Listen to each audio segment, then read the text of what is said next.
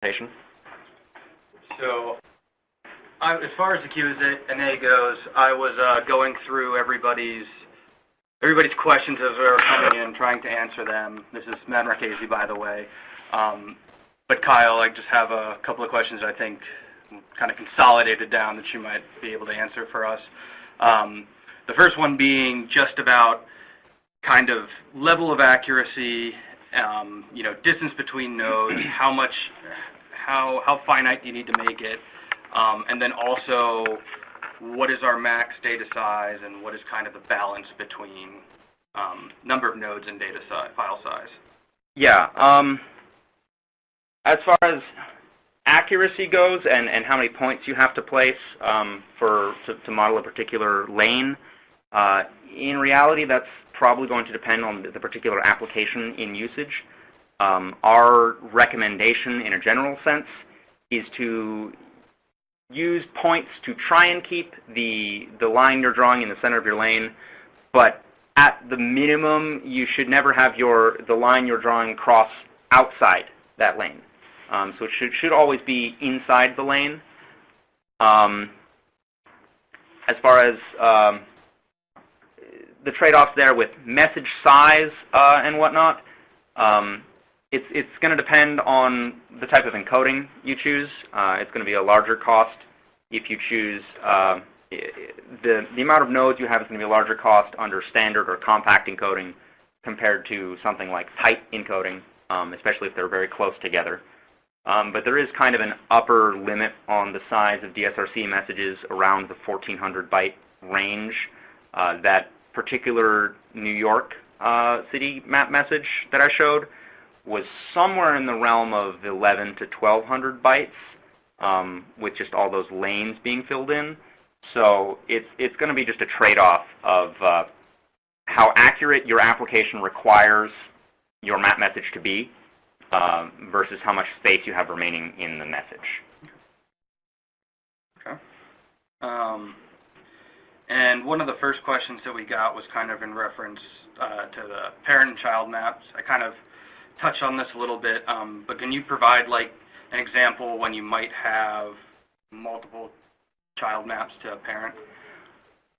One potential use case that I believe we considered in designing that functionality was if your map message is, if you're at or approaching that 1400 byte limit I described, that ballpark, it may be worth considering splitting your map message up into multiple map messages. If you have 4 approaches to your intersection, it might be worth using one parent map shared between 2 child maps, wherein you map the north and east approach on one child map and the south and west approach on the other child map and broadcast them separately. Or if you have intersections that are close enough that they can share a reference point and a validation point, then it might be worth using in that case as well. Those are some kind of the use cases we considered for that.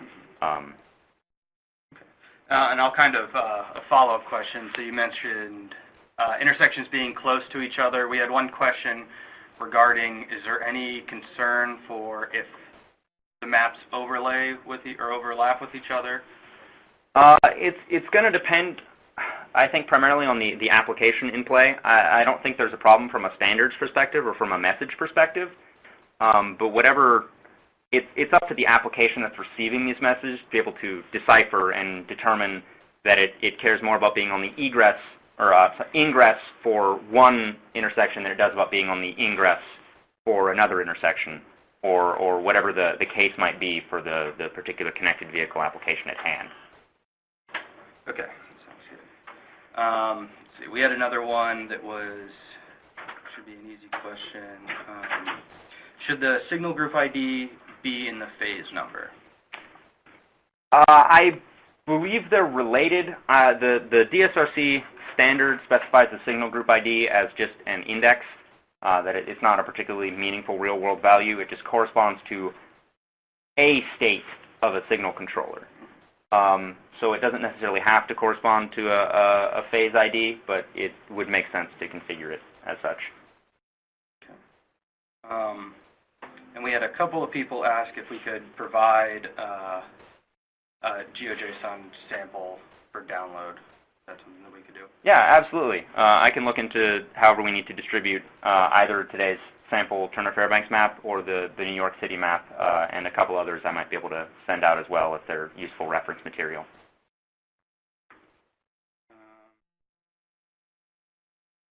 Then they had one question, kind of comment, that mapping seems to be an excellent candidate for contraction out to consultants, surveyors. Has anybody developed any specs or model specs for model RFP or this activity?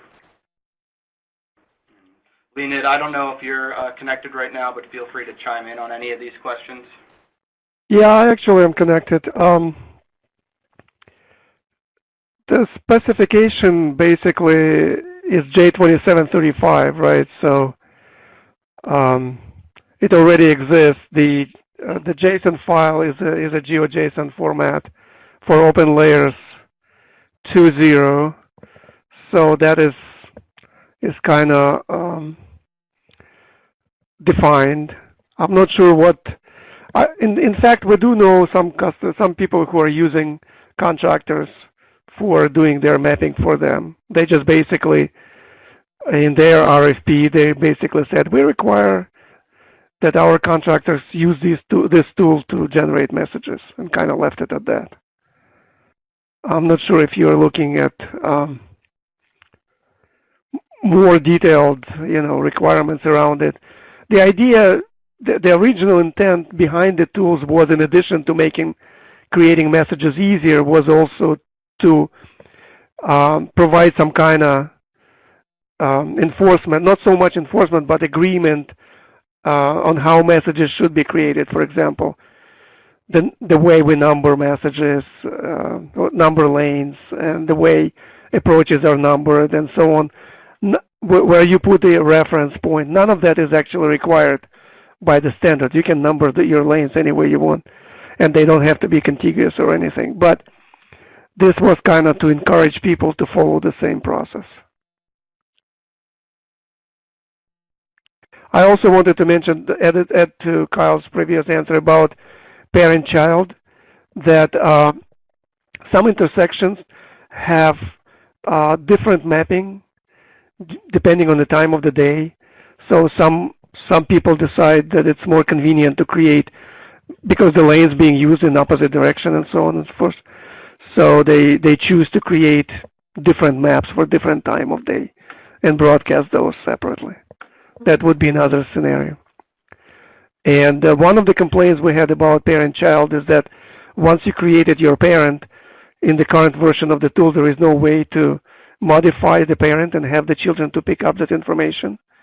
Maybe somebody did adjustments on site, did some measurements and wanted to adjust something. So we are releasing a new version next week that will allow you to modify parent and apply those changes to the children nodes. Okay, thanks, Leonid. And Leonid, you might be able to answer this question also. So there was some concerns with just kind of the resolution, particularly when you get in past 17 Zoom. Is there any investigation done to use other image providers, such as Google Maps or ESRI image servers? Yeah, we did some research. We're currently using Bing Maps. And originally we started with Google Maps, but we could not get that to work properly because they change projection based on your zoom level. So maybe your zoom levels 12 through 15 use one projection, then you switch to 17, it's a different projection. So what happens is that as you start zooming, your lines and your nodes are starting moving away from their original location. And we were not able to overcome that. So we started using Bing, and they don't have that issue. So that's why you can see that you're zooming in and out, and your picture stays steady on the screen. We are using a free package with it. There are probably better maps available from other sources, but we're currently not using or planning to use any other sources, at least with this version of the tool. If you know of some sources that are accessible, maybe not even free ones, that provide you with a better resolution, please open a ticket on the support side and put a request in there, and we'll check it out and look into feasibility of implementing that using some other map sources. But for the most part, for now at least, we're sticking with these guys. And I also see another question about importing a binary encoded U-pair message and getting a map out of it. We do have a feature request related to that, and we have it on our roadmap. It's probably going to be at least maybe a month or two until we get to it, probably more likely two. But we do have requests of being able to import message that you just have from other sources and generate a GeoJSON map for it.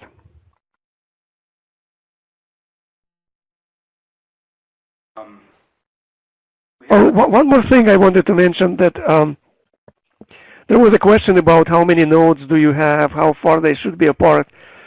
How far they should be apart is basically defined in the standard, right? So as because you have to use different type of encoding as you put them apart. So for example, if you want to put two nodes too far apart, you may not have enough value in the encoding field to represent that. So you may be forced to create additional ones.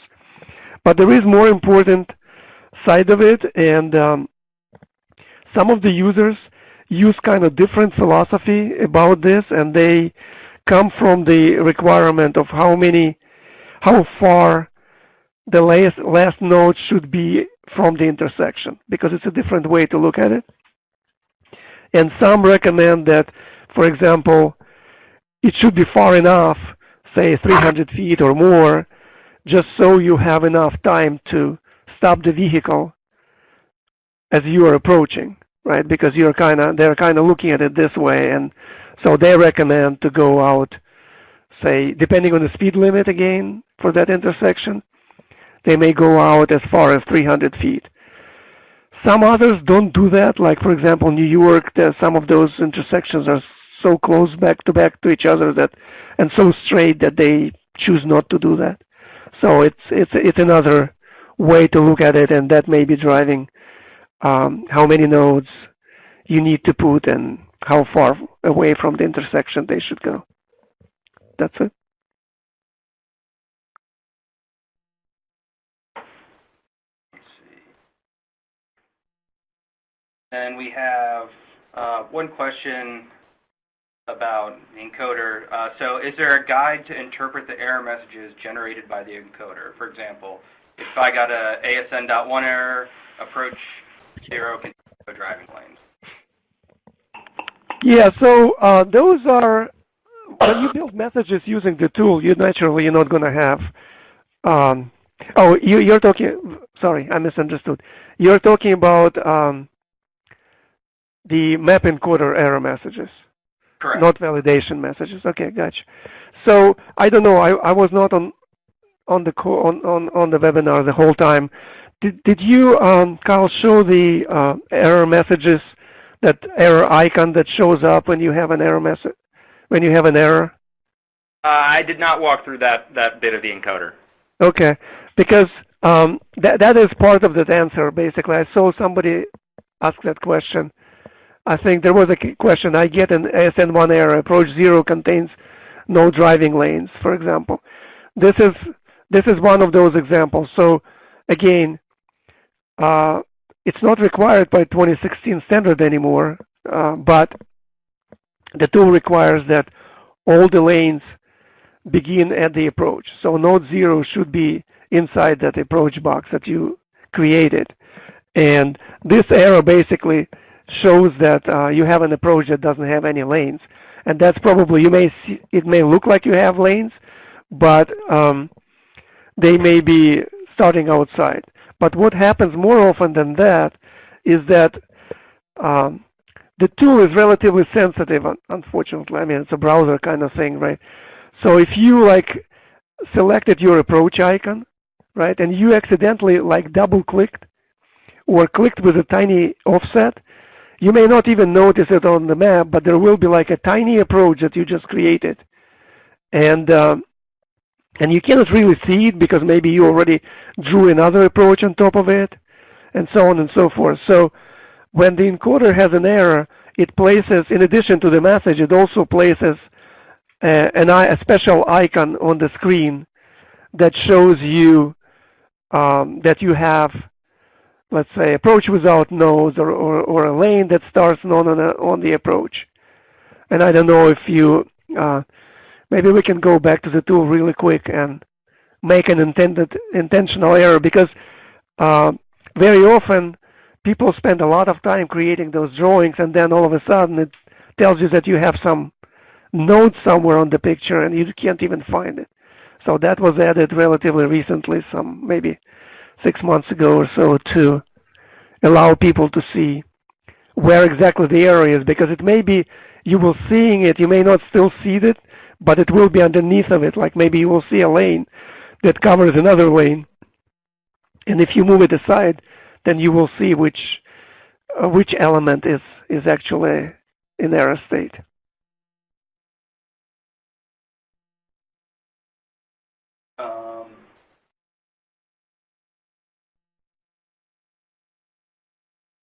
Thanks for that, Leonid.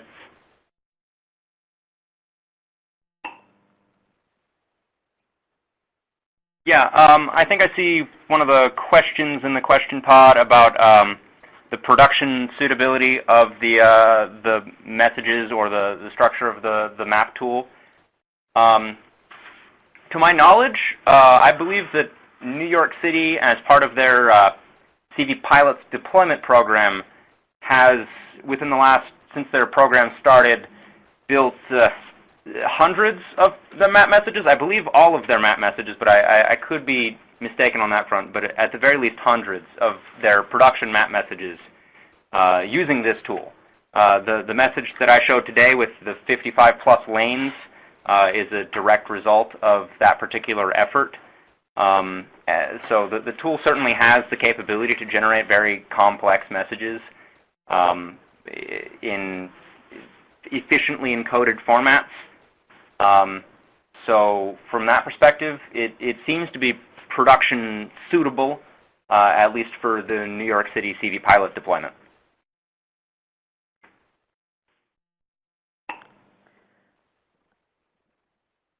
All right, and it looks like we just kind of have one other question about just kind of a summary of experiences on how kind of calibration or verification of these maps are after we've created them and tested them in the real world. That I don't have a ton of data on. Leonid, do you have any particular stories from people? I believe Wolfgang from the Tampa CV pilot deployment had some things to say at one point in time, but I can't remember if that feedback ever got back to us. Yeah, so the problem is, to a degree, is the quality of the map tiles that you are getting. So we do provide that verification point that you can use to kind of mitigate those errors. So those map tiles are not perfect, and the quality seem to vary across the country. So some rural areas may have lower quality maps, and some major cities seem to be more accurate. But it's kind of hit and miss to a degree. And Wolfgang from Siemens, they're doing Tampa, so they're not happy with the maps that they're getting there, although New York seemed to be okay. So Tampa used to complain that some of those tiles are so inaccurate that even one verification point is not enough, and they're actually the ones who tend to create pretty long lane definitions, like those 300 feet that I mentioned before.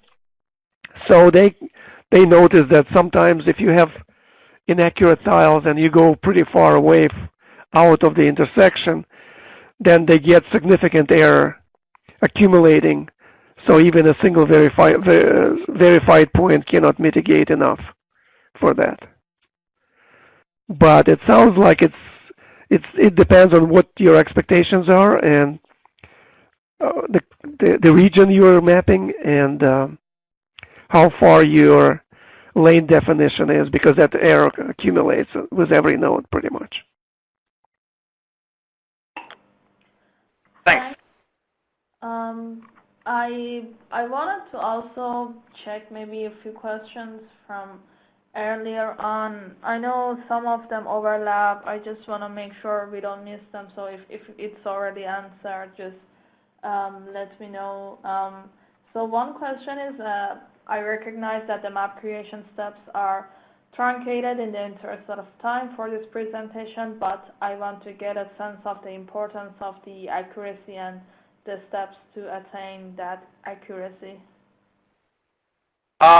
So to get the best accuracy you can out of the map tool, you're going to want to spend some more time than I was able to today kind of planning exactly how many points you want along your lane and kind of figuring out how many points you want for especially the curved sections, and then take a bit more time steadily drawing those in. As I mentioned, in the interest of time today, I was just kind of painting with broad brushstrokes on those ends. But you just want to make sure that you're zoomed in as much as you can, that you're placing the point in the center of the stop bar that you want to draw from and keeping it close in the center kind of as you go. And then if you notice any particular errors that you've made or whatnot, you just want to make sure to clean those up as you go. The process isn't any fundamentally different. There's no other fields to be added or particular corrections to be applied. It's just a matter of making sure that when you're drawing in the geometry that you're doing it as close to what's actually there as possible. Thanks, Kyle. So I'm not sure if this one's already been answered, but the question is if are lines to be defined between the lane markings on the roadway?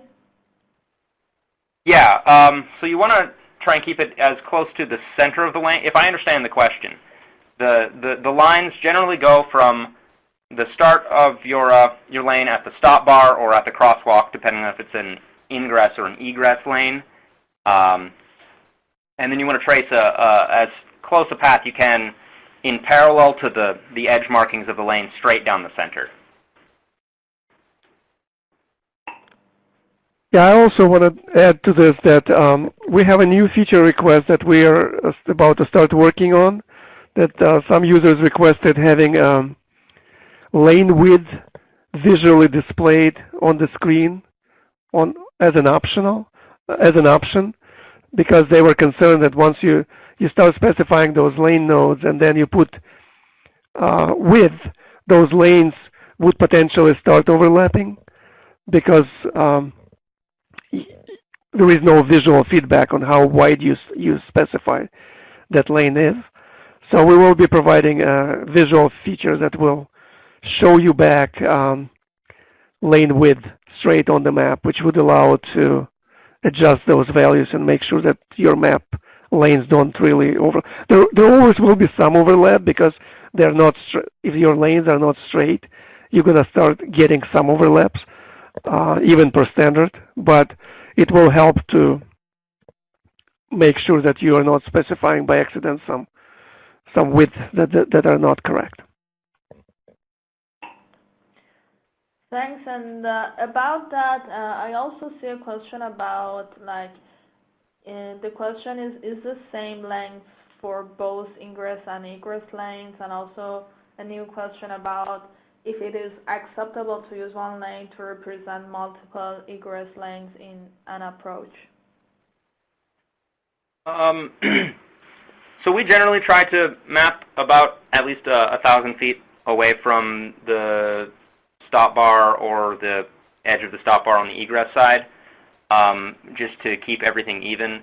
Although I have heard of people, specifically in New York, interleaving map messages by having shorter egress lanes so they don't overlap with the ingress lanes of the next intersection over. So it depends on your use case. It's allowed by the standard to do a lot of different things with how you represent the lanes, but it's going to depend the needs of your deployment program and the data needed or desired by the applications that you're running. And then to the question about using one lane to represent multiple egress lanes, that it again kind of depends on the application. If you're a connected vehicle application where the exact egress lane isn't so important as where the egress lane is or how the vehicle might be able to travel to get there, then that might make logical sense. But if it's some sort of automated vehicle application or connected automated vehicle application that's going to be consuming this data where it might need to know that higher resolution information about all of the egress lanes so it can select between them and make sure that there's not a conflict with other vehicles in that lane, then it might not work out in that particular use case. In the case where there's a lot of egress lanes kind of in parallel or even ingress lanes, we're aware of a feature request for a computed lanes feature that's still kind of in evaluation phase, but that would remove some of the effort of creating those lanes, as you'd only have to draw that lane or fill in the data elements for that lane once, and the other lanes could be generated procedurally from that given kind of template, but that's not something that's available at this time.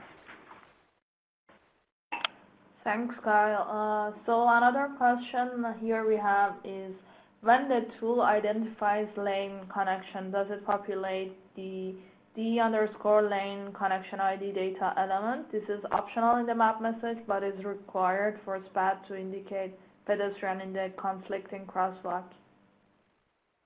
I believe it does, but I'm not 100% certain of that. Leonid, do you know for a fact on that question? I can't remember off the top of my head if that is. I don't believe that lane connection ID is populated automatically, but when you go into the SPAT portion, when you can configure connecting lanes, that's where you put your connecting lanes along with the maneuvers that are allowed for that lane. Not sure if that answers your question or not. But that's... Oh, sorry. Okay. Okay. I have one more comment to one other question about the zoom levels. So the zoom levels also depend a little bit on the tile. So we are not calculating or scaling ourselves. We allow the Bing API to do that for us. And I believe that zoom level 19 is what you normally see, although but then they create 20 and 21 for you as well. But we've seen some cases when some tile may actually have that 20 and 21 available. So it kind of varies depending on the area. That's all. Thank you. So I'll ask one last question because we are almost out of time. The last question I see here is, when creating a map, should the user model usable shoulders as a lane when right turn on red is permissible but not recognized as a lane?